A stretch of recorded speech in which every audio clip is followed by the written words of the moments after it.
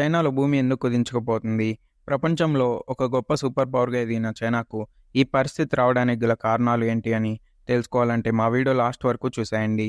Welcome to WeCare talks and facts. ప్రపంచంలో గత 30 ఏళ్ల నుండి అతివేగంగా డెవలప్‌మెంట్ జరిగిన దేశం ఏదైనా ఉంది అంటే అది చైనా మాత్రమే అని చెప్పడంలో ఏమాత్రం అతిశయోక్తి కాదు. కానీ ఇప్పుడు ఆ డెవలప్‌మెంటే చైనాకు శాపంగా మారింది. చైనా అమెరికాకు గట్టిపోటీ ఇస్తున్న ఒకే ఒక్క దేశం.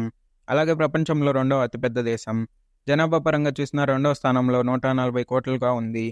కానీ ఇప్పుడు చైనాలో మెయిన్ సిటీస్ అనే ప్రమాదంలో ఉన్నాయి. చైనాలో ఎక్కువ శాతం జనాభా అంతా ఇక్కడే ఉన్నారు. దాదాపు 40 కోట్ల జనాభా ఇక్కడ నివసిస్తున్నారు. ఇప్పుడు వారి పరిస్థితి అయోమయంగా మారింది. 2015 నుండి 2022 వరకు 20 లక్షల కంటే ఎక్కువ జనాభా ఉన్న ప్రతి నగరంలోనూ భూక్షీణతపై అధ్యయనం చేశారు. 82 నగరాలు పైగా పరిశోధనలు చేయగా వాటిలో కొన్ని వేగంగా కుంగిపోతున్నాయని గుర్తించారు. ప్రతి సంవత్సరం సగటున 10 మిల్లీమీటర్ల భూమి కుంగిపోతున్నట్లుగా నిర్ధారించారు.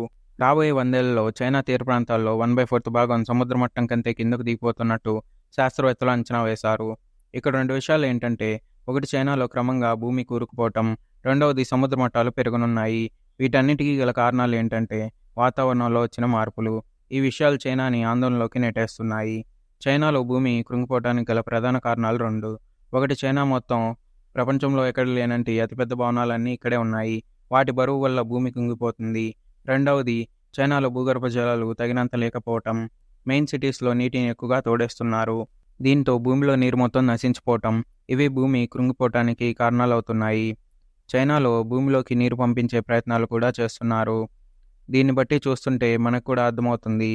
మనం డెవలప్మెంట్ అంటే పెద్ద పెద్ద స్కై స్క్రాపర్స్తో నిండిపోవటం, సిటీ అంతా బిల్డింగ్స్తో నింపేయటం, వాటిని చూసి భలే డెవలప్మెంట్ అయ్యింది అనుకుంటాము. కానీ అవే తప్పని తెలుస్తుంది. ఒక 40, 50, 60 అంతస్తుల భవనానికి ఎంత నీరు అవసరం అవుతుంది? ఆ నీటిని లాగేస్తున్నామే కానీ రీయూజ్ చేసే పద్ధతులు ఏమీ లేవు. అక్కడక్కడే ఏమన్నా చెరువులు, గుంటలు లాంటివి ఏర్పాటు చేస్తారా అంటే ఉండే వాటినే పూర్తి చేసి బిల్డింగులు కడుతున్నారు. ఇంకా భూమిలో నీరు ఎక్కడ ఉంటుంది? సేమ్ చైనా సిచ్యువేషన్ మనకు కూడా రావచ్చు ఫ్యూచర్లో. ప్రజెంట్ ఒకటైతే మనం ఆల్రెడీ బెంగళూరులో చూసాం. అలాంటివి ఇంకా చాలా వెలుగులోకి వస్తాయి రాబోయే రోజుల్లో మన భారత్లో కూడా. దీనికి మీరేమంటారో కామెంట్ చేయండి.